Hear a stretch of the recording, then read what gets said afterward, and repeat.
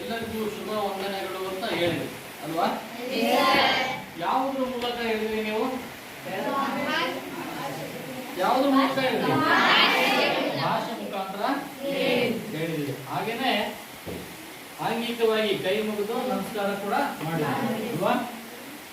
ಭಾಷೆಯ ಮುಖಾಂತರ ನಾವು ನಮ್ಮ ಭಾವನೆಗಳನ್ನ, ನಮ್ಮ ಅನಿಸಿಕೆಗಳನ್ನ, ನಮ್ಮ ಅನುಭವಗಳನ್ನ ಇನ್ನೊಬ್ಬರಿಗೆ ಹಂಚಿಕೊಡ್ತೀವಿ ಅಲ್ವಾ? ನಮಗೆ ಖುಷಿ ಆದ್ರೆ, ಕೋಪ ಬಂದ್ರೆ ಅಲ್ವಾ, ಬೇರೆ ಬೇರೆ ರೀತಿಯ ಆಂಗಿಕ ಅಭಿನಯಗಳೊಂದಿಗೆ ನಾವು ನಮ್ಮ ಭಾವನೆಗಳನ್ನ ಬೇರೆಯವರಿಗೆ ಅರ್ಥ ಮಾಡ್ತೀವಿ ಅಲ್ವಾ? ಉದಾಹರಣೆಗೆ 3 ಜನ ಇದ್ರು ಅಂತ, ಒಬ್ಬ ಕಣ್ಣಿಲ್ಲದ ಕುರುಡ ಇದ್ದ, ಇನ್ನೊಬ್ಬ ಕಿವಿ ಇಲ್ಲದ ಕಿವುಡ ಇದ್ದ, ಇನ್ನೊಬ್ಬ ಮಾತು ಬಾರದ ಮೂಗ ಇದ್ದ ಅಂತ ಕೇಳ್ಕೊಳ್ಳಿ. ಹತ್ರ ಬಂದಿದ್ದೀನಿ. ಅವಾಗ ಕುರುಡ ಯಾವುದರ ಮುಖಾಂತರ ಮಾತಾಡ್ತಾನೆ? ಅವನು ಭಾಷೆ ಮುಖಾಂತರ ಮಾತಾಡ್ತಾನೆ ಮತ್ತು ಆಂಗಿಕವಾಗಿ ಅಭಿನಯ ಮಾಡ್ತಾನೆ. ಕಿವುಡ ಏನ್ ಮಾಡ್ತಾನೆ? ಅವನಿಗೆ ಕೇಳಿಸೋದಿಲ್ಲ, ಭಾಷೆ ಕೇಳಿಸೋದಿಲ್ಲ. ಅವನಿಗೆ ಏನು ಅನುಭವ ಆಗ್ತದೋ ಅದನ್ನ ಏನ್ ಹೇಳ್ಬೇಕು ಅನ್ಸುತ್ತೋ ಅದನ್ನ ಬಾಯಲ್ಲಿ ಹೇಳ್ತಾನೆ, ಭಾಷೆ ಪೂರ್ಣ ಆಗಲ್ಲ. ಹಾಗೇನ ಮೂಕ ಅವನು ಹೇಗೆ ಹೇಳ್ತಾನೆ? ಅವನ ಭಾಷೆ ಇರೋದಿಲ್ಲ, ಆಕ್ಷನ್ ಮಾಡ್ತಾನೆ, ಕ್ರಿಯೆ ತೋರಿಸ್ತಾನೆ, ಆಂಗಿಕವಾಗಿ ಅಭಿನಯಿಸಿ ತೋರಿಸ್ತಾನೆ. ಒಟ್ಟಲ್ಲಿ ಮೂವರು ಸಂಮೋಹನ ಮಾಡ್ತಾರೆ, ಮೂವರಿಗೂ ಅರ್ಥ ಆಗತ್ತೆ. ಆದ್ರೆ ಈ ಮೂವರನ್ನೇ ಸೇರಿಸ್ಬಿಟ್ರೆ ಇವನು ಕುರುಡ ಏನ್ ಮಾಡ್ತಾನೆ ಅನ್ನೋದು ಹೇಳ್ತಾನೆ ಅನ್ನೋದು ಇವನಿಗೆ ಕೇಳಲ್ಲ ಅಲ್ವಾ? ಇವನು ಹೇಳ್ತಾನೆ, ಇವನು ಏನ್ ಮಾತಾಡ್ತಾನೆ ಅನ್ನೋದು ಇವನಿಗೆ ಅರ್ಥ ಆಗಲ್ಲ ಅಲ್ವಾ? ಒಟ್ಟಿನಲ್ಲಿ ಯಾವುದೇ ಒಂದು ಅಂಗ ಕೂಡ ಏನಾದರೂ ನಮ್ಗೆ ಇಲ್ಲ ಅಂದ್ರೆ ನಮಗೆ ಸಂವಹನ ಕ್ರಿಯೆ ನಡೆಯಲ್ಲ, ಭಾಷೆ ಬಹಳ ಸ್ಪಷ್ಟವಾಗಿ ಅರ್ಥ ಆಗಲ್ಲ. ಅದಕ್ಕೆ ನಾವೇನ್ ಮಾಡ್ಬೇಕು? ಭಾಷೆಯನ್ನ ಚೆನ್ನಾಗಿ ಕಲಿಬೇಕು. ಯಾರು ಭಾಷೆ ಬಲ್ತಾರೋ, ಮಾತು ಬಲ್ಲವನಿಗೆ ಜಗಳವಿಲ್ಲ, ಊಟ ಬಲ್ಲವನಿಗೆ. ಹಾಗಾಗಿ ನಾವು ಭಾಷೆಯನ್ನ ಕಲಿಬೇಕು. ಭಾಷೆ ಕಲಿಯೋದು ಅಂದ್ರೆ ಹೆಂಗೆ? ಈಗ ಅಕ್ಷರಸ್ಥರಿರಲ್ಲ, ಅನಕ್ಷರಸ್ಥರಿರ್ತಾರೆ, ಅವರೆಲ್ಲ ಎಲ್ಲ ಭಾಷೆಯನ್ನು ಮಾತಾಡ್ತಾರಲ್ವಾ? ಅವ್ರು ಏನ್ ಮಾಡ್ತಾರೆ? ಕೇಳಿಸ್ಕೊಂಡು ಭಾಷೆ ಕಲಿತಾರೆ. ನೀವೆಲ್ಲ ABCD ಕಲಿತು, ಆ ಈ ಕಲಿತು ಏನ್ ಮಾಡ್ತೀರಿ? ಭಾಷೆಯನ್ನ ಕಲಿತೀರಿ. ಕನ್ನಡ ಭಾಷೆ ಕಲಿತೀರಿ, ಇಂಗ್ಲಿಷ್ ಭಾಷೆ ಕಲಿತೀರಿ, ಓದುತ್ತೀರಿ, ಬರೀತೀರಿ ಅಲ್ವಾ? ಹೀಗೆ ಭಾಷೆಯನ್ನು 2 ನಮೂನೆಗಳನ್ನು ಕೂಡ ಕಲಿಲಿಕ್ಕೆ ಅವಕಾಶ ಇದೆ. ಒಟ್ಟಿನಲ್ಲಿ ಪರಿಪೂರ್ಣವಾಗಿ ನಮ್ಮ ಭಾವನೆಗಳನ್ನು ವ್ಯಕ್ತಪಡಿಸಬೇಕು ಅಂದ್ರೆ ಭಾಷೆಯನ್ನ ಮಾತಾಡಬೇಕು ಸ್ಪಷ್ಟವಾಗಿ, ಭಾಷೆಯನ್ನು ಚೆನ್ನಾಗಿ ಬರೀಬೇಕು, ಓದಬೇಕು. ಅವಾಗ ಆ ಭಾಷೆ ಮುಖಾಂತರ ಇತಿಹಾಸದಲ್ಲಿರೋ ದಿನಗಳನ್ನ, ಭವಿಷ್ಯದಲ್ಲಿ ಕಾಣಬೇಕಾದ ಯೋಜನೆಗಳನ್ನ ನಾವು ವರ್ತಮಾನದಲ್ಲಿ ಕುರಿತು ಯೋಚನೆ ಮಾಡಲಿಕ್ಕೆ ಸಾಧ್ಯ ಆಗುತ್ತೆ. ಅಂದ್ರೆ ಭಾಷೆ ಬಹಳ ಮುಖ್ಯ ಅಲ್ವಾ? ಪ್ರತಿಯೊಬ್ಬರಿಗೂ ಒಂದೊಂದು ಭಾಷೆ ಇದೆ. ನಮ್ಮ ಭಾಷೆ ಯಾವುದು? ನಮ್ಮ ಭಾಷೆ ಕನ್ನಡ. ಈ ಪ್ರಪಂಚದಲ್ಲಿ ಸುಮಾರು 4,500 ಭಾಷೆಗಳಿರುವಂತೆ ಬೇರೆ ಬೇರೆ ದೇಶಗಳೆಲ್ಲ ಆಗ್ತೀವಿ. ಹಂಗೆ ನಾವು ಕನ್ನಡ ನಾಡಿನಲ್ಲಿದ್ದೀವಿ, ಕನ್ನಡ ಭಾಷೆಯನ್ನ ಮಾತಾಡ್ತೀವಿ. ಹಾಗೆಯೇ ಬೇರೆ ಬೇರೆಯವರು ಅವರವರ ಮಾತೃಭಾಷೆಯಲ್ಲಿ ಮಾತಾಡ್ತಾರೆ. ಒಟ್ಟಿನಲ್ಲಿ ನಮ್ಮ ಭಾಷೆ ಅಂದ್ರೆ ಏನು ಅನ್ನೋದ್ರ ಬಗ್ಗೆ ನೋಡೋಣ. ಇದನ್ನ ಎಂ ಮರಿಯಪ್ಪ ಭಟ್ ಅವರು ಬರೆದಾರೆ. ಸಹಜವಾಗಿ ಭಾಷೆ ಅಂದ್ರೆ ಏನು, ಅದರಿಂದ ಆಗುವಂತಹ ಲಾಭಗಳೇನು, ಅದನ್ನು ಕಲಿಯದೆ ಹೋದ್ರೆ ನಷ್ಟಗಳೇನು ಅನ್ನೋದನ್ನ ಇಲ್ಲಿ ನೋಡೋಣ. ಇಲ್ಲಿ ಪ್ರವೇಶ ತೆಗೆದು ಮೊದಲನೇದು ಪ್ರವೇಶ. ಭಾಷೆ ಸಂವಹನ ಮಾಧ್ಯಮ. ಅದು ಮಾತು ಮತ್ತು ಬರಹ ರೂಪದಲ್ಲಿ ಅಭಿವ್ಯಕ್ತಗೊಳ್ಳುತ್ತದೆ. ಅದನ್ನು ಶ್ರವಣ ಚಾಕ್ಷುಷ ಎಂದು ಪರಿಗಣಿಸಿದೆ. ಮಾತಿನ ಸಾಂಕೇತಿಕ ರೂಪವೇ ಬರೆಹ. ಭಾಷೆಗೆ ರೂಪ, ಆಕಾರ, ಭೌತಿಕ ಅಥವಾ ರಾಚನಿಕ ಗುಣಗಳು ಏನೂ ಇಲ್ಲ. ಅದು ಪ್ರಾದೇಶಿಕವಾಗಿ ಸನ್ನಿವೇಶವನ್ನು ಅರ್ಥೈಸುವ ಹೊಂದಾಣಿಕೆ ಕೆಲಸವನ್ನು ಪ್ರಾತಿನಿಧಿಕವಾಗಿ ನಿರ್ವಹಿಸುತ್ತದೆ. ಮಾನವನಿಗಿರುವ ಚಿಂತಿಸುವ, ಪರಿಭಾವಿಸುವ, ಸದಾ ಚೈತನ್ಯದಾಯಕವಾಗಿ ಪ್ರತಿಕ್ರಿಯಿಸುವ ಬೌದ್ಧಿಕ ಶಕ್ತಿಯೇ ಇದಕ್ಕೆ ಹಿನ್ನೆಲೆಯಾಗಿದೆ. ಅದರ ಸಾಧ್ಯತೆಯ ಪರಿಣಾಮವೇ ಸಂವಹನ. ಭಾಷೆಯ ಸುಸಂಘಟಿತ ರೂಪದ ಧ್ವನಿ ಶರೀರದಿಂದ ಅರ್ಥೈಸುತ್ತದೆ, ಅರ್ಥ ಸ್ಫುರಿಸುತ್ತದೆ. ಭಾಷೆ ಬಲ್ಲವರಿಗೆ ಭಾವನೆ ಪರಸ್ಪರ ಸುಲಗ್ನಗೊಳ್ಳುತ್ತದೆ, ಸಂಲಗ್ನಗೊಳ್ಳುವುದು. ಭಾವನೆಗಳೆಲ್ಲವನ್ನು ಭಾಷೆಯ ತೆಕ್ಕೆಗೆ ತರಲು ಸಾಧ್ಯ ಇಲ್ಲ. ಆದರೂ ಮೂಲ ಆಶಯಕ್ಕೆ ಧಕ್ಕೆ ಬಾರದಂತೆ ಬಳಸಿದಾಗ ಮಾತ್ರ ಉದ್ದೇಶ ಸಾಧಿತವಾಗುತ್ತದೆ. ನೋಡಿ, ಇಲ್ಲಿ ಭಾಷೆಯ ಬಗ್ಗೆ ಪ್ರವೇಶ ಮಾಡ್ತಾ ಹೇಳ್ತಾರೆ, ಭಾಷೆ ಎಂಥ ಒಂದು ಮಾಧ್ಯಮ? ಸಂವಹನ ಅಂದ್ರೇನು? ಸಂವಹನ ಅಂದ್ರೇನು?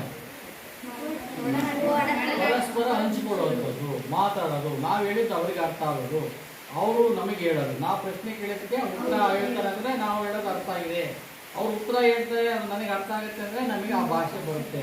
ಪರಸ್ಪರ ಕೊಡುಕೊಳ್ಳುವಿಕೆ, ಭಾವನೆಗಳು ಸಂವಹನ ಆಗ್ತದೆ. ಸಂವಹನ ಮಾಧ್ಯಮ ಕೊಡುಕೊಳ್ಳುವಿಕೆ, ಭಾಷೆ ಮುಖಾಂತರ ನಾವು ತಗೊಳ್ತೀವಿ. ಈಗ ಹಣ ನಮ್ಮ ಕೂಡ ಏನು ಮಾಡ್ತೀವಿ? ಹಣವನ್ನು ಕೊಡೋದು ತಗೊಳ್ಳೋದು ಮಾಡ್ತೀವಿ, ಹಣದ ಮುಖಾಂತರ ವ್ಯವಹಾರ ಮಾಡ್ತೀವಿ ಅಲ್ವಾ? ಹಾಗೆಯೇ ಭಾಷೆ ಮುಖಾಂತರ ನಮ್ಮ ಭಾವನೆಗಳನ್ನು ಹಂಚಿಕೊಳ್ತೀವಿ. ಅದು ಮಾತು ಮತ್ತು ಬರಹ ರೂಪದಲ್ಲಿ ಇರ್ತದೆ.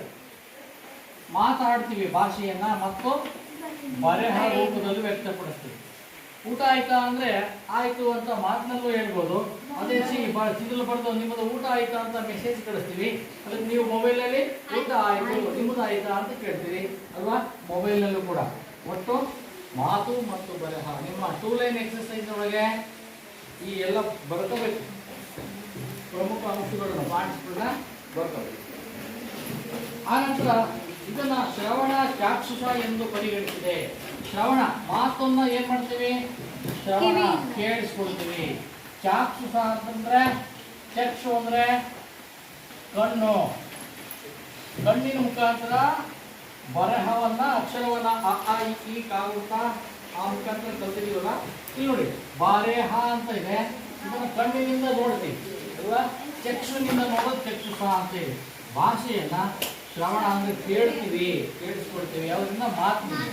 ಆನಂತರ ಬರಹದಿಂದ ಚಕ್ಷುಷ ಅಂದ್ರೆ ಚಕ್ಷು ಅಂದ್ರೆ ಕಣ್ಣು, ಕಣ್ಣಿನ ಮುಖಾಂತರ ನಾವು ಭಾಷೆಯನ್ನ ಅರ್ಥ ಮಾಡ್ಕೊಳ್ತೀವಿ.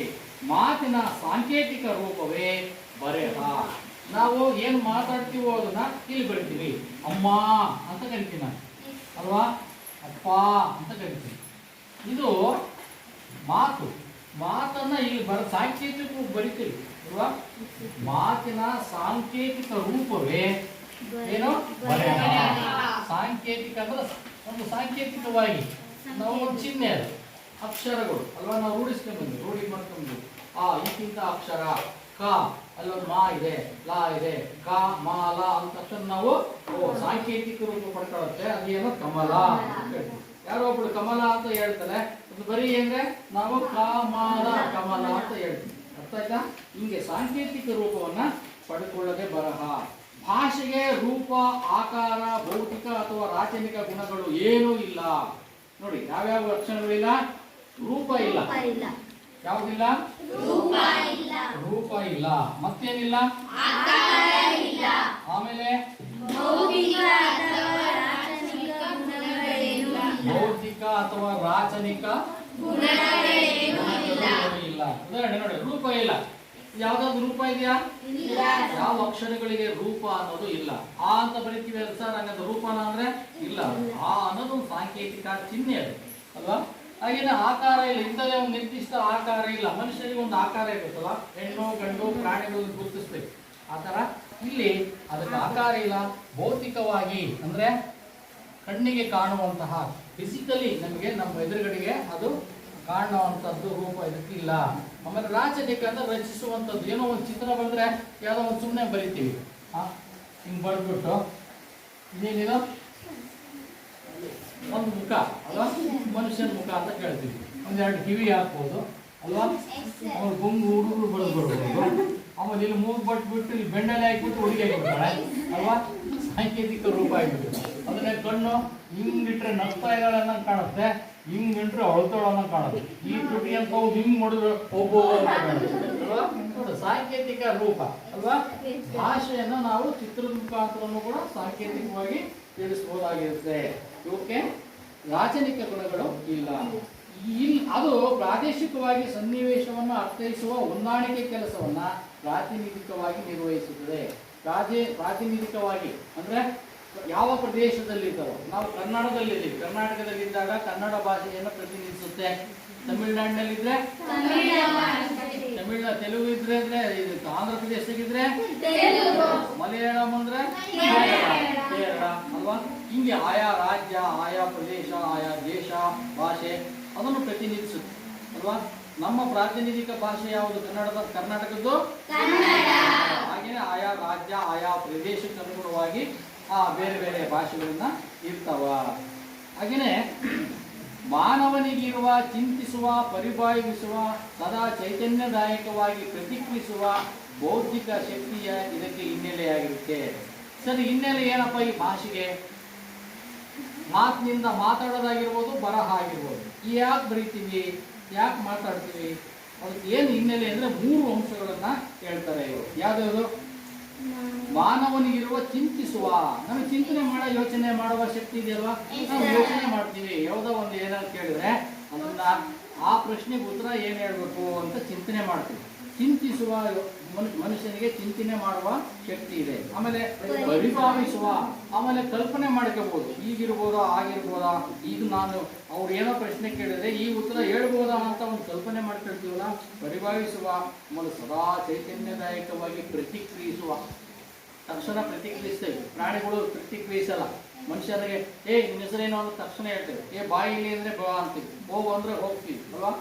ಸದಾ ಒಂದು ಚೈತನ್ಯ ಮನುಷ್ಯನಿಗೆ ಇರ್ತದೆ. ಏನಪ್ಪಾ ಅಂದ್ರೆ ಪ್ರತಿಕ್ರಿಯಿಸೋದು. ಭಾಷೆ ಬರ್ಲಿ ಬಾರದೇ ಇರ್ಬೋದು, ಸನ್ನೆ ಮುಖಾಂತರ ಕರಿಬೋದು. ಭಾಷೆ ಬರ್ಲಿಲ್ಲ ನನಗೆ, ಸನ್ನೆ ಮುಖಾಂತರ ಕರೆದ್ರೆ ಸ್ವಲ್ಪ ಹೋಗಿ ಹಿಂಗಂದ್ರೆ ಗೊತ್ತಾಗತ್ತೆ ಅಲ್ವಾ. ಸಾಂಕೇತಿಕವಾಗಿ ನೀರು ಕೊಡುವಂತ ಕೇಳಿದಾಗ ಆಗತ್ತೆ. ಭಾಷೆ ಬರದೇ ಇದ್ರು ನಾವು ಅವರಿಗೆ ಪ್ರತಿಕ್ರಿಯಿಸ್ತೇವೆ. ಹಿಂಗೆ ಸದಾ ಚೈತನ್ಯದಾಯಕವಾಗಿ ನಾವು ಪ್ರತಿಕ್ರಿಯಿಸುವ ಗುಣವನ್ನು ಹೊಂದಿರ್ತೀವಿ ಮನುಷ್ಯರು. ಇದಕ್ಕೆ ಈ 3 ಅಂಶಗಳು ಹಿನ್ನೆಲೆಯಾಗಿ ಇರ್ತವೆ. ಆಮೇಲೆ ಅದರ ಸಾಧ್ಯತೆಯ ಪರಿಣಾಮವೇ ಸಂವಹನ. ಈ 3 ಅಂಶಗಳಿರೋದ್ರಿಂದ ಸದಾ ಚಿಂತನೆ ಮಾಡ್ತೀವಿ, ಎರಡನೇದು ಪರಿಭಾವಿಸ್ತೀವಿ, ಮೂರನೇದು ಚೈತನ್ಯದಾಯಕವಾಗಿ ಪ್ರತಿಕ್ರಿಯಿಸ್ತೀವಿ. ಈ 3 ಅಂಶಗಳು ಹಿನ್ನೆಲೆಯಿಂದ ಇರೋದ್ರಿಂದನೇ ನಮಗೆ ಸಂವಹನ ಆಗುತ್ತೆ. ಅಂದ್ರೆ ನಾವು ಮಾತಾಡ್ತೀವಿ, ಮಾತಾಡೋದನ್ನ ಎದುರಿಗಿದ್ದರು ಕೇಳ್ತಾರೆ, ಕೇಳಿದಕ್ಕೆ ಪ್ರತಿಕ್ರಿಯಿಸ್ತಾರೆ. ಅರ್ಥ ಆಯ್ತಾ? ಹಿಂಗೆ ಸಂವಹನ ಕ್ರಿಯೆ ಭಾಷೆ ನಡೆಸಿಕೊಡುತ್ತೆ. ಭಾಷೆಯ ಸುಸಂಘಟಿತ ರೂಪದ ಧ್ವನಿ ಶರೀರದಿಂದ ಅರ್ಥ ಸ್ಫುರಿಸುತ್ತದೆ. ಅದು ಹೆಂಗಪ್ಪ ಅರ್ಥ ಆಗುತ್ತೆ, ಯಾವುದರಿಂದ ಅರ್ಥ ಆಗುತ್ತೆ ಅಂತ ನಾವು ಕೇಳಿದ್ರೆ, ಸುಸಂಘಟಿತ ರೂಪ. ಈಗ ಮೊದಲಿಂದಲೂ ರೂಢಿಯಿಂದ ಬಂದಿದೆ. ನದಿ ಅಲ್ವಾ, ಬೆಟ್ಟ, ಮನೆ, ಮಠ ಬರ್ತದೆ. ಇವಾಗ ಕೇಳಿದ್ರೆ ಆಗುತ್ತೆ. ನಾವು ಪರ್ವತದ ಮೇಲಿಂದ ಧುಮುಕಿ ನದಿಗೆ ಹಾರಿ, ನದಿಯಲ್ಲಿ ಈಜಿ, ದಡ ಸೇರಿ ಮನೆಯೊಳಗೆ ಹೋಗಿ ಬೆಚ್ಚನೆ ಕಾಫಿ ಕುಡಿದೆನೋ ಅಂತ ಹೇಳಿದ್ರೆ ನಿಮಗೆ ಅದೊಂದು ಸುಸಂಘಟಿತ ರೂಪ. ನದಿ ಅಂದ್ರೆ ಗೊತ್ತು, ಬೆಟ್ಟ ಅಂದ್ರೆ ಮೇಲೆ ಇರ್ತದೆ ಅನ್ನೋದು ಗೊತ್ತಲ್ಲ ನಿಮಗೆ. ನದಿ ಅಂದ್ರೆ ಕೆಳ ಇರುತ್ತೆ ಅಂತ ಗೊತ್ತು, ಅಲ್ಲಿಂದ ಜಿಗಿಯೋದು, ಈಜೋದು. ದಡ ಅಂದ್ರೆ ನದಿ ದಡ ಇರ್ತದೆ ಅನ್ನೋದು ಗೊತ್ತು. ಆಮೇಲೆ ದಡದಿಂದ ಮನೆಗೆ ಹೋಗ್ತೀವಿ ಅಂದ್ರೆ ಮನೆ ಅನ್ನೋದು ಗೊತ್ತು. ಮನೆ ಅಂದ್ರೆ ಏನು ಅಲ್ವಾ. ಹಿಂಗೆ ಒಂದು ಸುಸಂಘಟಿತವಾಗಿ ನಾವು ಅದನ್ನ ಒಂದೊಂದು ಶಬ್ದ, ಒಂದು ಏನೋ ನಾಮಪದಗಳು, ಉದಾಹರಣೆ ಮನುಷ್ಯನು, ಪ್ರಾಣಿಗಳು, ಆ ವಸ್ತುಗಳು, ಇವುಗಳ ಮುಖಾಂತರ ಸುಸಂಘಟಿತವಾಗಿ ನಾವು ಅರ್ಥ ಮಾಡಿಕೊಳ್ತೀವಿ ಏನಾದ್ರು ಹೇಳಿದ್ರೆ ಅಲ್ವಾ. ಹಿಂಗೆ ಇದರಿಂದ ನಮಗೆ ಅರ್ಥ ಸ್ಫುರಿಸುತ್ತೆ. ಹೋಗಿ ಅಲ್ಲಿ ಹೋಗಿಬಿಟ್ಟು ದನದ ಕೊಟ್ಟಿಗೆಗೆ ಹೋಗಿ ಎಮ್ಮೆ ಹಾಲು ಇಟ್ಕೊಂಡು ಬಂದು ಒಂದು ಹಾಲು ನೀರು ಕುಡಿ, ಇನ್ನೊಂದು ಲೋಟ ನಾವು ಅಮ್ಮನ ಕೈ ಕೊಡು ಅಂತ ಹೇಳಿದ್ರೆ ನಮ್ಗೆ ಅರ್ಥ ಆಗುತ್ತೆ ಅಲ್ವಾ. ಸೀದಾ ಕೊಟ್ಟಿಗೆಗೆ ಹೋಗ್ತೀರಿ, ಅಲ್ಲಿ ಎಮ್ಮೆ ಇರುತ್ತೆ, ಆ ಕರು ಬಿಡ್ತೀರಿ, ಹಾಲು ಕುಡಿಯುತ್ತೆ. ಆಮೇಲೆ ಏನ್ ಮಾಡ್ತೀರಿ, ಹಾಲು ಕರ್ಕೊಳ್ತೀರಿ. ನಿಮ್ಮಮ್ಮ ಹೇಳಿರುತ್ತೆ ನೀನೊಂದು ಹಾಲು ಕುಡಿ, ನಿಮ್ಮಮ್ಮ ಕೈ ಕೊಟ್ಕೊಡು ಅಂತ. ಹಾಲು ಕುಡಿದ್ಬಿಟ್ಟು ಶಾಲೆಗೆ ಓಡ್ಬಿಡ್ತೀವಿ ಅಲ್ವಾ. ಇದು ಯಾಕೆ ಅಂದ್ರೆ ಸುಸಂಘಟಿತ ರೂಪ. ಮೊದಲಿಂದ ಗೊತ್ತಿದೆ ದನದ ಕೊಟ್ಟಿಗೆ ಅಂದ್ರೆ ಏನು, ಎಮ್ಮೆ ಅಂದ್ರೆ ಏನು, ಹಾಲು ಹಿಡಿಗೆ ಅನ್ನೋದು ಅಂದ್ರೆ ಏನು ಅಲ್ವಾ, ಕುಡಿಯೋದು ಅಂದ್ರೆ ಏನು, ಹಾಲು ಹೆಂಗಿರುತ್ತೆ, ಇದೆಲ್ಲ ನಮಗೆ ಹೇಳಿದ ನಿಮ್ಗೆಲ್ಲ ಅರ್ಥ ಆಗ್ತಿದೆಯಲ್ಲ. ಸಂವಹನ ಯಾಕೆ ಅಂದ್ರೆ ನಿಮಗೆ ಆ ಶಬ್ದಗಳ ಅರ್ಥ ಗೊತ್ತಿದೆ. ಸುಸಂಘಟಿತ ರೂಪ ನೀವು ಯಾವ ಮುಖಾಂತರ ಕಲ್ತ್ರಿ, ಒಂದು ಮಾತಾಡ್ತಾ ಮಾತಾಡ್ತಾ ಕೇಳಿ ಕಲ್ತ್ಕೊಂಡಿರ್ತೀರಿ, ಇನ್ನೊಂದು ಪುಸ್ತಕಗಳನ್ನ ಓದಿ ಬರೆದು ಕಲ್ತ್ಕೊಂಡಿರ್ತೀವಿ ಅಲ್ವಾ. ಯಾರಿಗೆ ಭಾಷೆ ಬರ್ತದೋ ಅವನು ಸಹಜವಾಗಿ ಎಲ್ಲದನ್ನು ಪ್ರತಿಕ್ರಿಯಿಸ್ತಾನೆ. ಭಾಷೆ ಬಲ್ಲವರಿಗೆ ಭಾವನೆ ಪರಸ್ಪರ ಸಂಲಗ್ನಗೊಳ್ಳುತ್ತದೆ. ನನಗೂ ಈಗ ಕನ್ನಡ ಬರುತ್ತೆ, ನಿಮ್ಗೆಲ್ಲರಿಗೂ ಲಗ್ನ ಅನ್ನೋದನ್ನು ಸೇರ್ಕೊಳ್ಳೋದು. ಸಂಲಗ್ನ ಅಂತಂದ್ರೆ ಒಂದಾಗುವಂಥದ್ದು, ಅರ್ಥ ಆಗುವಂಥದ್ದು, ಹೊಂದಾಣಿಕೆ ಆಗುವಂಥದ್ದು. ನಮಗೆ ಭಾಷೆ ಬರಲಿಲ್ಲ ಅಂದ್ರೆ, ಈಗ ಉದಾಹರಣೆ ಜರ್ಮನ್ ಭಾಷೆ ಅನ್ಕೊಡು, ಜರ್ಮನ್ ಭಾಷೆ ನಮ್ಗೆ ಅರ್ಥ ಆಗುತ್ತೆ ಬರಲ್ಲ ಅಲ್ವಾ.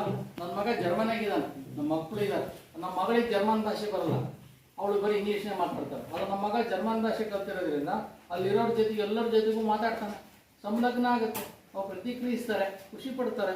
ಅದಕ್ಕೂ ಅವ್ರು 2 ವರ್ಷಗಟ್ಟಲೆ ಅದನ್ನು ಕಲಿತು ಮಾಡಿ ಹೋಗಿದ್ದ ಅಲ್ವಾ. ಹಂಗೆ ನಾವು ತಮಿಳ್ನಾಡಿಗೆ ಹೋಗ್ಬಿಟ್ಟು ಏನಾರ ಕೇಳಿದ್ರೆ ಅವ್ನು ಅರ್ಥ ಆಗಲ್ಲ. ನಾವು ಇನ್ನೊಂದು ಯಾವುದೋ ಹಿಂದಿ ಮಹಾರಾಷ್ಟ್ರಕ್ಕೋ ಇದಕ್ಕೆ ಗುಜರಾತ್ಗೋ ಎಲ್ಲೋ ಹೋಗಿ ನಮ್ಮ ಭಾಷೆ ಮಾತಾಡಿದ್ರೆ ಅವ್ರಿಗೆ ಅರ್ಥ ಆಗಲ್ಲ ಅಲ್ವಾ. ಅವ್ರು ಸ್ವಲ್ಪ ಸಾಂಕೇತಿಕ ರೂಪದಲ್ಲಿ ಅವನ್ನ ಕೆಲವರು ಕೇಳ್ಬೋದು, ಕುಡಿಯೋದು, ನೀರೋದು, ಮಲಗೋದು, ಇನ್ನೊಂದು ಕೇಳಿದ್ರೆ ಸನ್ನೆ ಮುಖಾಂತರ ಅರ್ಥ ಮಾಡ್ಕೋಬೋದು ಅಲ್ವಾ. ಹಿಂಗೆ ಭಾಷೆ ಬಲ್ಲವನಿಗೆ ಭಾವನೆ ಪರಸ್ಪರ ಸಂಲಗ್ನ, ನಮ್ಮ ಭಾವನೆ ಏನು ಅನ್ನೋದು ಪರಿಪೂರ್ಣವಾಗಿ ಅರ್ಥ ಆಗುತ್ತೆ. ಇಲ್ಲಾಂದ್ರೆ ಒಂದಲ್ಲ ಒಂದು ತಿಳ್ಕೊಂಡ್ಬಿಡ್ತಾರೆ. ಹಿಂಗೆ ಕೇಳಿದ್ರೆ ಅವ್ನು ಬ್ರ್ಯಾಂಡಿ ಅಂಗಡಿಗೆ ಹೋಗ್ಬಿಟ್ಟು ಹಿಂಗೆ ಕೊಟ್ರೆ ಅವ್ನು ಬಾಟ್ಲಾಗ ಇದನ್ನ ಕೊಡ್ತಾನೆ ಅಲ್ವಾ. ಹೋಟ್ಲಾಗ ಹೋಗ್ಬಿಟ್ಟು ಇವನು ಇನ್ನೇನೋ ಕೂಡ ಕೇಳಿದ್ರೆ ಅವನು ಏನು ಕೊಡ್ಬೇಕು ಅದಕ್ಕೆ ಕೊಡ್ತಾನೆ ಅಲ್ವಾ. ಹಿಂಗೆ ಒಂದು ಕೇಳಿದ್ರೆ ಇನ್ನೊಂದು ಅನರ್ಥ ಆಗುವಂತ ಇದು ಕೂಡ ಇರುತ್ತೆ. ಹಿಂಗೆ ಭಾವನೆಗಳೆಲ್ಲವನ್ನು ಭಾಷೆಯ ತೆಕ್ಕೆಗೆ ತರಲು ಸಾಧ್ಯವಿಲ್ಲ. ನಮ್ಗೆ ಏನು ಅನಿಸ್ತದೋ ಅದನ್ನೆಲ್ಲ ಭಾಷೆ ಮುಖಾಂತರ ಹೇಳಕ್ ಸಾಧ್ಯನಾ ಅಂದ್ರೆ ಇಲ್ಲ. ಆದ್ರೂ ಕೂಡ ಆಶಯಕ್ಕೆ ಧಕ್ಕೆ ಬಾರದಂತೆ ಬೆಳೆದಾಗ ಮಾತ್ರ ಉದ್ದೇಶ ಸಾಧಿತವಾಗುತ್ತದೆ.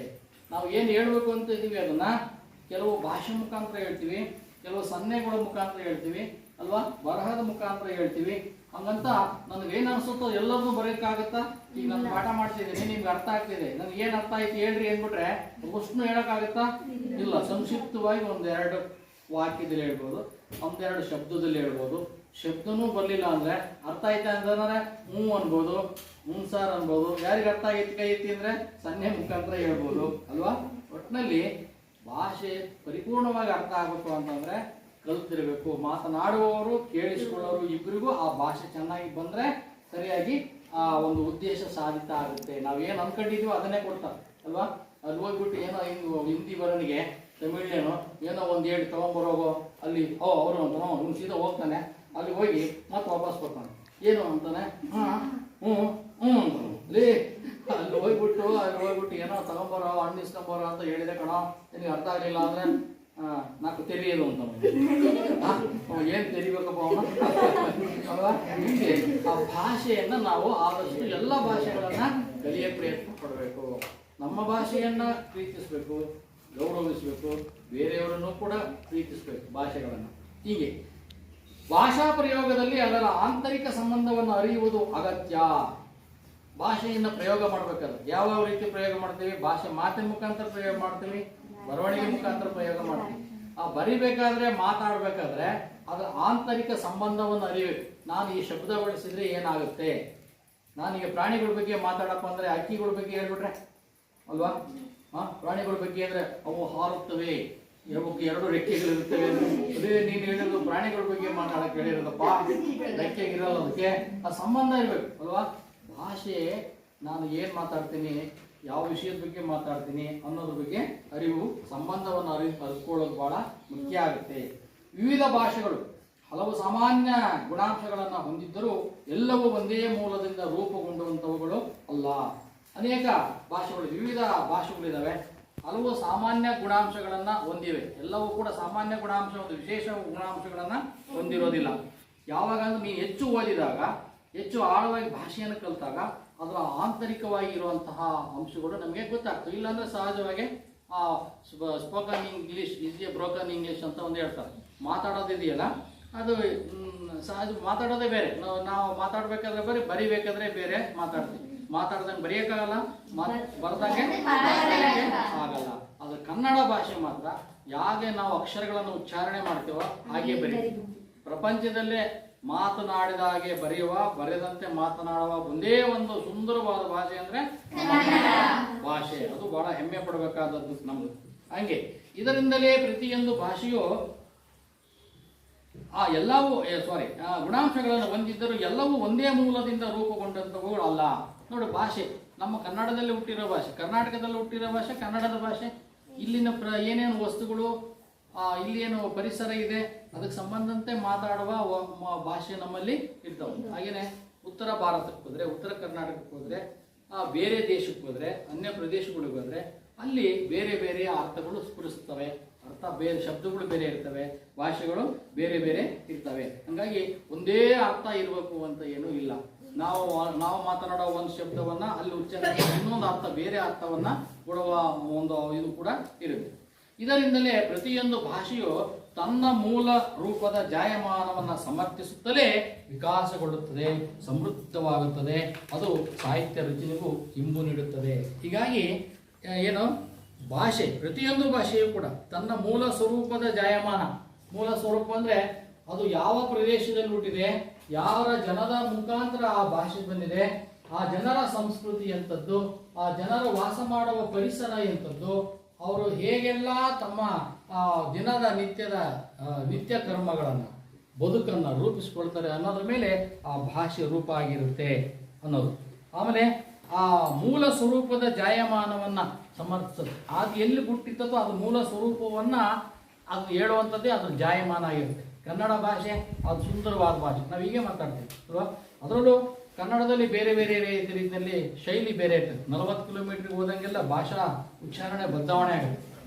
ಮಂಡ್ಯ ಕಡೆಗೆ ಹೋದರೆ ಅಲ್ಲೇ ಬೇರೆ ಮಾತಾಡ್ತಾರೆ, ಮೈಸೂರು ಕಡೆ ಬೇರೆ ಆಗುತ್ತೆ ಅಲ್ವಾ, ಉತ್ತರ ಕರ್ನಾಟಕ ಹೋದರೆ ಅಲ್ಲಿ ಬೇರೆ ಆಗ್ತದೆ ಅಲ್ವಾ. ಹೆಂಗೆ ಮಾತಾಡ್ತಾರೆ ಉತ್ತರ ಕರ್ನಾಟಕ, ನಮ್ಮ ಕರ್ನಾಟಕ ಕಡೆಗೆ ಹೋದರೆ ಹುಬ್ಳಿ ಧಾರವಾಡ ಆ ಕಡೆ ದಾರಿ ಬಿಟ್ಟರೆ ಏನಾಗುತ್ತೆ, ಚಲೋ ಇದೀರಿ ಸರ, ನಮ್ಮ ಕನ್ನಡ ಭಾಷೆ ಅಂದ್ರೆ ಭಾಳ ಸುಂದರ ಐತ್ರಿ. 2000 ವರ್ಷದ ಇತಿಹಾಸ ಐತ್ರಿ ನಮ್ಮ ಭಾಷೆಗ ಆ ಕಡೆ. ಅದೇ ಇಲ್ಲಿ ಹೋದ್ರೆ ಮಂಗಳೂರು, ನಮ್ಮ ಕನ್ನಡ ಭಾಷೆ ಸುಂದರ ಭಾಷೆ ಮಾರಿ, ನಮ್ಮ ಕನ್ನಡ ಭಾಷೆಗೆ 2000 ವರ್ಷಗಳ ಇತಿಹಾಸ ಉಂಟು, ಹೌದಾ ಅಲ್ಲವೋ ಅಂತ ಅಲ್ವಾ. ಅದೇ ವಿಷಯವನ್ನ ಆಗಿರ್ತಾನೆ. ಆ ಕಡೆ ಹೋದ್ರೆ, ಮಂಡ್ಯ ಕಡೆ ಹೋದ್ರೆ ನಮ್ಮ ಭಾಷೆ ಏನಂತಾರೆ, ಯಾಕಲ್ಲ ನಮ್ಮ ಭಾಷೆ ಧಾರವಾಡ ಇದ್ರ ಕಡೆಗೆ ಬೇರೆ ಆಗುತ್ತೆ.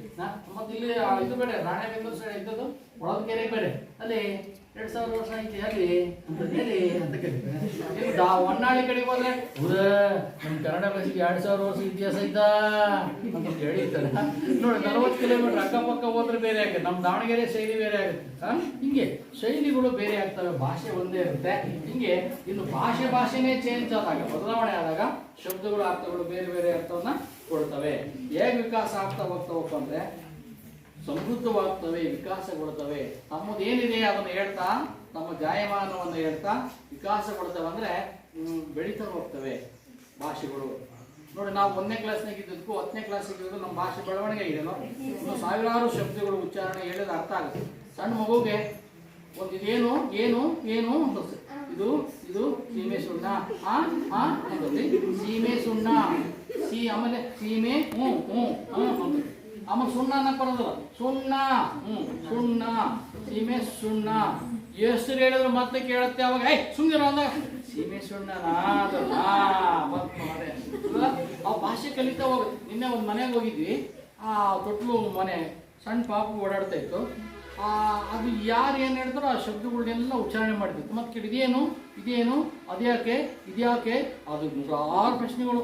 ಮೊದಲು ಸ್ವಲ್ಪ ಹೊತ್ತು ಹೇಳಿದ್ವಿ, ಅದು ಇದು ಎಷ್ಟೊಂದು ಕೇಳ್ತೀವಿ, ಯಾರು ಸಿಗ್ತಾರೆ ಮತ್ತೆ ಅದನ್ನ ಕೇಳಲ್ಲ. ನನಗೆ ಸುಮ್ಮನೆ ಅವರಪ್ಪ ತಲೆ ತಿಂತೇನ್ರಿ ಇವನು ಅಂತ, ನನಗೆ ತಲೆ ತಿನ್ನಲ್ರಿ ಇವನು, ಪಾಪ ಅವನಿಗೆ ಗೊತ್ತಿಲ್ಲ, ಭಾಷೆ ಕಲಿತಿದ್ದಾನೆ, ನಾವು ಹೇಳ್ಬೇಕು. ಸುಮ್ಮನೆ ಅಂದ್ಬಿಟ್ರೆ ಇನ್ನೊಂದ್ಸರಿ ಏನು ಕೇಳೋದಿಲ್ಲ. ಆ ಮಗುವಿನಲ್ಲಿ ಪ್ರಶ್ನೆ ಮಾಡುತ್ತೆ, ಆ ವಯಸ್ಸಿನಲ್ಲಿ. ಅದೇ ಸಹಜವಾಗಿ ಎಷ್ಟು ಜಾಣ ಇದ್ದಾನೆ ಅಂದಾಗ ಅದು ಸರಿ, ಅವನು ಎಲ್ಲ ಪ್ರಶ್ನೆಗಳು ನಾವು ದಿನ ಹೇಳ್ಬೇಕಲ್ಲ ಬೆಳಗಿನ ಸಂಜೆವರೆಗೆ. ಸರಿ, ಹಿಂಗೆ ಭಾಷೆಯನ್ನು ಮಗು ಇದ್ದಾಗಲಿಂದ ನಾವು ಉಚ್ಚಾರಣೆ ಮಾಡೋದು ಹೆಂಗೆ, ಅದರ ಅರ್ಥ ಏನು, ಹೆಂಗೆ ಬರೀಬೇಕು ಅನ್ನೋದೆಲ್ಲ ನಾವು ಕಲ್ತ್ಕೊಂಡು ಬಂದಿದ್ದೇವೆ. ಹಿಂಗೆ ಕನ್ನಡ ಭಾಷೆ ಮತ್ತು ಸಾಹಿತ್ಯಕ್ಕೆ ಸುಮಾರು 2000 ವರ್ಷಗಳ ಸುದೀರ್ಘ ಇತಿಹಾಸ ಇದೆ. ಅದು ಇತರ ಭಾಷೆ, ಸಾಹಿತ್ಯ, ಸಂಸ್ಕೃತಿಯಿಂದ ಪ್ರಭಾವಿತವಾದರೂ ದೇಸಿಯನ್ನ ಬಿಟ್ಟಿಲ್ಲ. ನೋಡಿ, ಕನ್ನಡ ಅನ್ನೋದು ದೇಸಿ ಅಂದರೆ ನಮ್ಮ ನಾಡಿನ ದೇಶಿ ಶೈಲಿ ಅಂತ ಕರೀತಾರೆ. ದೇಶಿ ಅಂದರೆ ನಮ್ಮ ಪ್ರದೇಶದಲ್ಲಿರುವಂತಹ ನಡೆ ನುಡಿ, ಸಂಸ್ಕೃತಿ, ಆಚಾರ, ವಿಚಾರಗಳನ್ನು ಒಳಗೊಂಡಂಥ ಒಂದು ಶೈಲಿ. ನಮ್ಮ ಬಟ್ಟೆನೇ ಬೇರೆ ಅಲ್ವಾ, ಗುಜರಾತಿ ಬಟ್ಟೆನೇ ಬೇರೆ ಅಲ್ವಾ. ಧಾರವಾಡ ಕಡೆ ಹೋದ್ರೆ ಅವ್ರು ಮುಂಡಾಸು ಎಲ್ಲ ಕಟ್ಕೊಂಡು ಅದು ಬೇರೆ, ಈ ಕಡೆ ಟೋಪಿ ಹಾಕ್ತಾರೆ, ಇನ್ನು ಟೋಪಿ ಹಾಕೋದಂದ್ರೆ ಬೇರೆ ನಮ್ಮನೆ ಆಗ್ತದೆ. ಹಂಗೆ ದೇಶಿ ಅದು ಭಾಷೆ ಒಳಗೊಂಡಿರ್ತದೆ. ಆನಂತರ 2000 ವರ್ಷಗಳ ಇತಿಹಾಸವನ್ನ ನಮ್ಮ ಕನ್ನಡ ಭಾಷೆ ಅಂದ್ರೆ ಆ ಲಿಪಿ ಸಿಕ್ಕು 2000 ವರ್ಷ ಆಗಿದೆ. ಆದ್ರೆ ಅದು ಭಾಷೆಯಾಗಿ ರೂಪುಗೊಳ್ಳೋದಕ್ಕೆ ಅವು ಎಲ್ಲ ಜನರಲ್ಲೂ ಒಂದು ವಸ್ತು ಅಥವಾ ಒಂದು ಇದ್ರ ಬಗ್ಗೆ ಇಂಥದೇ ಅಂತ ಅರ್ಥ ಮಾಡ್ಕೊಳ್ಳೋಕೆ ಲಕ್ಷಾಂತರ ವರ್ಷ ಆಗಿರುತ್ತೆ ಅಲ್ವಾ. ಭಾಷೆ ಬೆಳವಣಿಗೆ ಹೇಗಾಯ್ತಪ್ಪ ಅಂದ್ರೆ ಅದನ್ನ ಹೇಳೋದು ಬಹಳ ಕಷ್ಟ, ಸಾವಿರಾರು ವರ್ಷಗಳಾಗಿರುತ್ತೆ. ಆದರೆ ನಮಗೆ 2000 ವರ್ಷಗಳ ಹಿಂದೆ ನಮ್ಮಲ್ಲಿ ಶಾಸನಗಳಲ್ಲಿ ಆ ಬರಹ ಕಂಡದ್ರಿಂದ ಭಾಷೆಯ ಬರವಣಿಗೆ ಅದರಲ್ಲಿ ಕಂಡಿದೆ ಅಂತ ಗುರುತಿಸ್ತೇವೆ ಹೊರತು ಅದು ಆಗಲಿಕ್ಕೆ ಎಷ್ಟೋ ಸಾವಿರ ವರ್ಷಗಳಿಂದ ಬೆಳವಣಿಗೆ ಆಗಲಿಕ್ಕೆ ಕಾರಣ ಆಗಿರುತ್ತೆ. ಹಿಂಗೆ ಭಾಷೆ, ಸಾಹಿತ್ಯ, ಸಂಸ್ಕೃತಿಯಿಂದ ಪ್ರಭಾವಿತವಾದರೂ ದೇಶಿಯನ್ನು ಬಿಟ್ಟಿಲ್ಲ. ನೋಡಿ, ನಮ್ಮ ಭಾಷೆ ಕನ್ನಡ ಭಾಷೆ ಸಂಸ್ಕೃತದಿಂದ, ಇಂಗ್ಲಿಷ್ನಿಂದ, ಅಕ್ಕಪಕ್ಕ ನೆರೆಹೊರೆಯಲ್ಲಿರುವ ರಾಜ್ಯಗಳ ಭಾಷೆಗಳಿಂದ ಎರವಲು ತಗೊಳ್ಳೋದಿದೆ ಅಲ್ವಾ. ಆ ಗಡಿ ಭಾಗದಲ್ಲಿ ಹೋದ್ರೆ ನಾವು ಆವಾವ ಆ ಗಡಿ ಪ್ರದೇಶದಲ್ಲಿ ಎರಡೂ ಭಾಷೆಗಳನ್ನ ಮಾತನಾಡೋದನ್ನ, ಕಲಿಯೋದನ್ನ ನಾವು ಕಾಣ್ತೀವಿ. ಆಮೇಲೆ ಆ ಸಂಸ್ಕೃತಿ ಕೂಡ ಪ್ರಭಾವ ಬೀರುತ್ತೆ ಅಲ್ವಾ. ಈಗ ಉದಾಹರಣೆಗೆ ಆ ಕಡೆ ಯಾರೋ ಬಳ್ಳಾರಿ ಸೈಡ್ ಹೋದ್ರೆ ಅಲ್ಲಿ ತೆಲುಗು ಮತ್ತು ಕನ್ನಡ ಎರಡೂ ಮಾತಾಡ್ತಾರೆ ಅಲ್ವಾ. ಆ ಕಡೆ ಈ ಕಡೆ ಕರಾವಳಿ ಇದ್ರ ಸೈಡ್ ಹೋದ್ರೆ ಇನ್ನದು ಕೇರಳದ ಕಡೆಗೆ ಹೋದ್ರೆ ಅಲ್ಲಿ ಮಲಯಾಳಿ ಮತ್ತು ಕನ್ನಡ ಎರಡೂ ಭಾಷೆಯನ್ನು ಮಾತಾಡ್ತಾರೆ. ಹಾಗೇನೆ ಆ ಸಂಸ್ಕೃತಿ, ಭಾಷೆ, ಉಡುಗೆ ತೊಡುಗೆ ಎರಡೂ ಆ ಗಡಿ ಭಾಗದಲ್ಲಿ ಇರ್ತಾವೆ. ಈ ಕಡೆ ಕರ್ನಾಟಕಕ್ಕೆ ಹೋದ್ರೆ ಮೇಲೆ ಹೈದರಾಬಾದ್ ಕರ್ನಾಟಕ ಅಲ್ಲಿ ಹೋದ್ರೆ ಯಾವ ಭಾಷೆ? ಮರಾಠ, ಮರಾಠಿ ಭಾಷೆಯನ್ನ ನಾವು ಕಲಿಯೋದಿಲ್ಲ. ಅಂದ್ರೆ ಆಂಧ್ರ, ತೆಲುಗು, ತಮಿಳುನಾಡಿಗೆ ಹೋದ್ರೆ ಹೊಸೂರು, ಆ ಕಡೆ ಹೋದ್ರೆ ತಮಿಳು ಮತ್ತು ಕನ್ನಡ ಮಾತನಾಡ್ತಾರೆ. ಹಿಂಗೆ ಗಡಿ ಬಾರ್ಡ್ನಲ್ಲಿ ಆ ಗಡಿ ಭಾಗದಲ್ಲಿ ಕೊಡು ತಗೊಳ್ಳೋದು ಇರುತ್ತೆ. ಅವರು ನಮ್ಮ ಭಾಷೆ ಕಲಿತಾರೆ, ನಮ್ಮ ಸಂಸ್ಕೃತಿ ಕಲಿತಾರೆ, ನಾವು ಅವ್ರ ಭಾಷೆ ಅವ್ರ ಸಂಸ್ಕೃತಿ ಕಲಿತೀವಿ. ಹಿಂಗೆ ಕೊಡು ತಗೊಳ್ಳೋದು ಇದ್ದೇ ಇರುತ್ತೆ. ಹಿಂಗೆ ವಿಕಾಸ ಆಗ್ತಾ ನಮ್ಮ ಭಾಷೆ, ಎಲ್ಲ ಭಾಷೆಗಳು ಹೋಗ್ತವೆ. ಸ್ವತಂತ್ರವಾಗಿ ಬೆಳೆದು ಬಂದಿದೆ ನಮ್ಮ ಭಾಷೆ. ಅದರ ಸಾಂಸ್ಕೃತಿಕ ಮಹತ್ವವನ್ನು ಅರಿಯುವುದು ಇಲ್ಲಿನ ಉದ್ದೇಶ. ಈ ಭಾಷೆಯ ಸಾಂಸ್ಕೃತಿಕ, ಇದು ನಮ್ಮ ಕನ್ನಡ ಭಾಷೆಯ ಸಾಂಸ್ಕೃತಿಕ ಪರಂಪರೆ ಹೆಂಗಿದೆ, ಅದು ಹೆಂಗೆ ಬೆಳೆದು ಬಂತು, ಅದರ ಆ ಬೆಳವಣಿಗೆ ಹೇಗಾಯಿತು ಅನ್ನೋದ್ರ ಬಗ್ಗೆ ನಾವೀಗ ಈ ನಮ್ಮ ಭಾಷೆ ಪಾಠದಲ್ಲಿ ತಿಳ್ಕೊಳ್ಳೋಣ. ಎಂ ಮರಿಯಪ್ಪ ಭಟ್ ಅವರು ಈ ಕುರಿತು ಏನು ಹೇಳಿದ್ದಾರೆ ಅನ್ನೋದನ್ನು ಮುಂದಿನ ಭಾಗದಲ್ಲಿ ನೋಡೋಣ.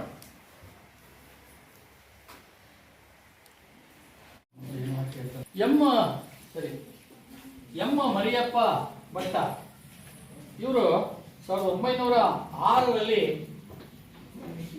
ಇಲ್ಲಿ ದಕ್ಷಿಣ ಕನ್ನಡ ಜಿಲ್ಲೆಯ ಪುತ್ತೂರಿನಲ್ಲಿ ಕಾಬಾಕ ಅಂತ, ನೀವು ಆಬಾಕ ಅಂತ ಬರೀತಿರಲ್ಲ ಪತ್ರ ಬರೆಯಕಾರ, ಅದಲ್ಲ, ಇದು ಕಾಬಾಕ ಅನ್ನೋದೇ ಒಂದು ಊರು, ವಿಚಿತ್ರ ಊರು ಅಲ್ವಾ. ಭಾಷೆ ಬಹುಭಾಷಾ ವಿದ್ವಾಂಸರಾದ ಅವರು ದ್ರಾವಿಡ ಭಾಷೆಗಳನ್ನ ತುಲನಾತ್ಮಕ ಅಧ್ಯಯನ ಮಾಡುವುದರೊಂದಿಗೆ ನಿಘಂಟು ರಚನೆಯಲ್ಲಿ ಅನುಪಮ ಸೇವೆಯನ್ನ ಗೈದಿದ್ದಾರೆ. ದ್ರಾವಿಡ ಭಾಷೆಗಳು ಯಾವ್ಯಾವು? ದ್ರಾವಿಡನ್ ಭಾಷೆಗಳು ಅಂತ ಕರೀತಾರೆ. ಯಾವುವು? ಉತ್ತರ ದಕ್ಷಿಣ ಕರ್ನಾಟಕದಲ್ಲಿರೋ ನಮ್ಮ ಭಾಷೆಗಳು ಇದಾವಲ್ಲ, ಯಾವುವು? ಕನ್ನಡ, ಆಮೇಲೆ ತಮಿಳು, ತೆಲುಗು. ಯಾರು ಇಂಗ್ಲಿಷ್ ಅನ್ನೋರು ಪೆದ್ದುಗಳ? ತೆಲುಗು, ಮಲಯಾಳಂ, ಕನ್ನಡ, ತೆಲುಗು, ಮರಾಠಿ ಅಲ್ಲ, ಕನ್ನಡ, ತಮಿಳು, ತೆಲುಗು, ಮಲಯಾಳಂ ಇವು ನಮ್ಮ ದ್ರಾವಿಡನ್ ಭಾಷೆಗಳು ಅಂತ ಕರೀತಾರೆ. ಮೂಲ ಭಾಷೆಗಳು ಅಂತ ಕೂಡ ಹೇಳ್ತಾರೆ. ಇವುಗಳ ಬಗ್ಗೆ ಇವರು ಅಧ್ಯಯನವನ್ನ ಮಾಡಿದ್ದಾರೆ. ಆಮೇಲೆ ಅನುಪಮವಾದ ಸೇವೆಯನ್ನ ಈ ಮಾಡಿದ್ದಾರೆ. ನಿಘಂಟುಗಳನ್ನು ರಚನೆ ಮಾಡಿದ್ದಾರೆ. ನಿಘಂಟು ಅಂದ್ರೆ ಕನ್ನಡ ಭಾಷೆಯ ಶಬ್ದಗಳನ್ನ, ಅರ್ಥಗಳನ್ನ ಬರೆಯೋದು ನಿಘಂಟು, ಗೊತ್ತಾಯ್ತಾ? ಈ ಕನ್ನಡ ನಿಘಂಟುಗಳನ್ನ ಇವರು ದ್ರಾವಿಡನ್ ಭಾಷೆಯ ನಿಘಂಟುಗಳನ್ನು ಮಾಡಿದ್ದಾರೆ. ಆಮೇಲೆ ಮದ್ರಾಸು ವಿಶ್ವವಿದ್ಯಾಲಯದಲ್ಲಿ ಕನ್ನಡ ಪ್ರಾಧ್ಯಾಪಕರಾಗಿ ದುಡಿದಾರೆ. ಮದ್ರಾಸ್ ಎಲ್ಲಿದೆ? ತಮಿಳುನಾಡಿನಾಗಿದೆ ಅಲ್ವಾ. ಮದ್ರಾಸ್ನಲ್ಲಿ ವಿಶ್ವವಿದ್ಯಾಲಯ ಇದೆ. ಅಲ್ಲಿ ಕನ್ನಡ ಕೂಡ ಒಂದು ವಿಷಯ ಇರುತ್ತೆ. ಅಲ್ಲಿನ ಕನ್ನಡಿಗರು ಆ ಭಾಷೆಯನ್ನು ಕಲಿಬಹುದು ಕೂಡ. ನಾವು ಕೂಡ ಅಲ್ಲಿ ಹೋಗಿ ಮದ್ರಾಸ್ ವಿಶ್ವವಿದ್ಯಾಲಯದಲ್ಲಿ ಕನ್ನಡವನ್ನ ಓದಲಿಕ್ಕೆ ಸಾಧ್ಯ ಆಗಿದೆ. ಅಲ್ಲಿ ಕನ್ನಡ ಅಧ್ಯಾಪಕರಾಗಿ ಇವರು ಸೇವೆಯನ್ನ ಸಲ್ಲಿಸಿದ್ದಾರೆ. ಆಮೇಲೆ ತುಳು ಇಂಗ್ಲಿಷ್ ನಿಘಂಟು. ತುಳು ಎಲ್ಲಿದೆ? ತುಳು ನಮ್ಮ ಕರಾವಳಿ ಪ್ರದೇಶದಲ್ಲಿ ತುಳು ಭಾಷೆ ಇದೆಯಲ್ಲ, ಅದಕ್ಕೆ ಅಕ್ಷರ ಇಲ್ಲ, ಮಾತಾಡ್ತಾರೆ. ಈ ಬಣಜಾರ್ ಭಾಷೆ, ಏನಿದು ಲಂಬಾಣಿ ಭಾಷೆ ಇದೆಯಲ್ಲ, ಮಾತಾಡ್ತೀವಿ, ಆದರೆ ಅದರ ರೈಟ್ ಬರವಣಿಗೆ ಇಲ್ಲ, ಕನ್ನಡದಲ್ಲೇ ಬರೀತೀವಿ. ಅವ ಭಾಷೆಯಲ್ಲೇ ಆ ಭಾಷೆಯನ್ನ ಬರೆಯೋದಿದೆ. ಹೀಗೆ ತುಳು ಮತ್ತು ಕನ್ನಡ ನಿಘಂಟುವನ್ನು ಅವರು ಬರೆದಿದ್ದಾರೆ. ಆನಂತರ ತುಳು ಇಂಗ್ಲಿಷ್ ನಾವು ಕನ್ನಡ ಮತ್ತು ಇಂಗ್ಲಿಷ್ ಹೆಂಗಿರುತ್ತೋ ಡಿಕ್ಷನರಿ, ಹಂಗೆ ತುಳು ಭಾಷೆಯಲ್ಲಿ ಶಬ್ದಕ್ಕೆ ಇಂಗ್ಲಿಷ್ನಾಗ ಏನು ಹೇಳ್ತಾರೆ ಅಂತ. ಇಂಗ್ಲಿಷ್ ಕನ್ನಡ ನೀವು ನೋಡಿದ್ದೀರಿ, ಕನ್ನಡ ಟು ಇಂಗ್ಲಿಷ್ ಇರ್ತವೆ. ಬೇರೆ ಭಾಷೆ ಕಲಿಯೋರಿಗೆ ಕನ್ನಡದಲ್ಲಿ ಈ ಶಬ್ದಕ್ಕೆ ಇಂಗ್ಲಿಷ್ನಲ್ಲಿ ಏನಂತಾರೆ ಅಂತ ಬರೆದಿರ್ತಾರೆ. ಇನ್ನು ಅಭಿನವ ಮಂಗರಾಜನ ನಿಘಂಟು. ಜಾತಕ ತಿಲಕಂ, ಛಂದಸ್ಸಾರ ಮೊದಲಾದ ಕೃತಿಗಳ ಕರ್ತೃವಾಗಿ ಇವರು ಪ್ರಸಿದ್ಧಿಯನ್ನ ಪಡೆದಿದ್ದಾರೆ. ಯಾವ್ಯಾವು? ತುಳು ಇಂಗ್ಲಿಷ್ ನಿಘಂಟು,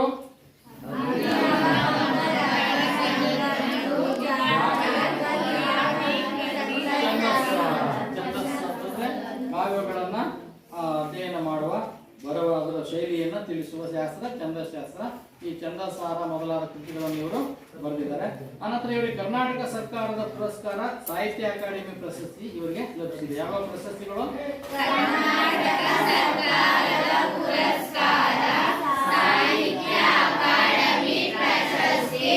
ಆನಂತರ ಪ್ರಕೃತ ಗದ್ಯ ಭಾಗವನ್ನ ಎಂ ಮರಿಯಪ್ಪ ಭಟ್ ಅವರ ಕನ್ನಡ ಸಂಸ್ಕೃತಿ ಪ್ರಬಂಧ ಸಂಕಲನದಿಂದ ಆಯ್ದುಕೊಳ್ಳಲಾಗಿದೆ. ಯಾವ ಪುಸ್ತಕ? ಕನ್ನಡ ಸಂಸ್ಕೃತಿ ಅನ್ನುವ ಅವರ ಪ್ರಬಂಧಗಳ ಲೇಖನದ ಪುಸ್ತಕ ಸಂಗ್ರಹದಿಂದ ಈ ಒಂದು ಪಾಠವನ್ನ ಆಯ್ದುಕೊಳ್ಳಲಾಗಿದೆ.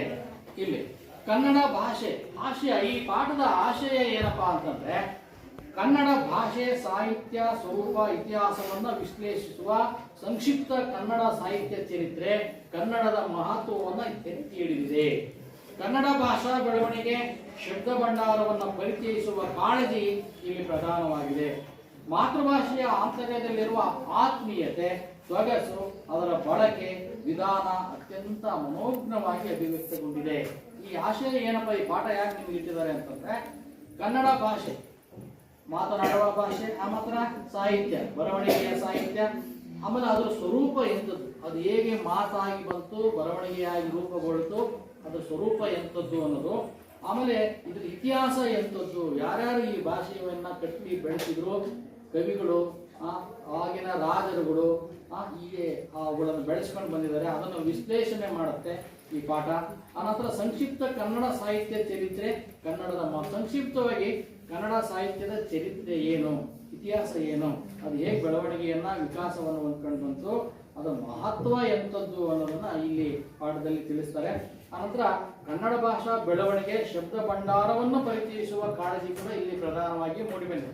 ಭಾಷಾ ಬೆಳವಣಿಗೆ ಹೆಂಗಾಯ್ತು, ಮತ್ತೆ ಶಬ್ದಗಳ ಭಂಡಾರ, ಎಂತೆಂಥ ಮುಖ್ಯವಾದ ಕನ್ನಡದ ಶಬ್ದಗಳನ್ನ ನಮಗೆ ಪರಿಚಯ ಮಾಡಿಸುವಂತ ಕಾಳಜಿ ಕೂಡ ಈ ಪಾಠದಲ್ಲಿದೆ.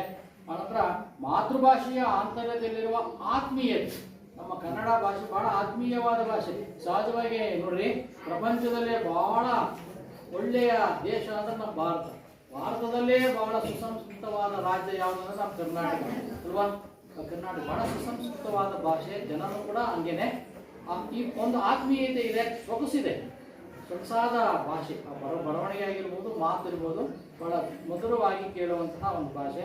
ಅದರ ಬಳಕೆ ಹೇಗೆ ಆಗುತ್ತೆ ಅನ್ನೋ ಈ ಎಲ್ಲ ವಿಧಾನಗಳನ್ನ ಮನೋಜ್ಞವಾಗಿ ಈ ಒಂದು ನಮ್ಮ ಭಾಷೆ ಅನ್ನೋ ಪಾಠದಲ್ಲಿ ಎಂ ಮರಿಯಪ್ಪ ಭಟ್ಟನವರು ಬರೆದಿದ್ದಾರೆ. ಅದನ್ನು ಮುಂದಿನ ತರಗತಿಯಲ್ಲಿ ನೋಡೋಣ.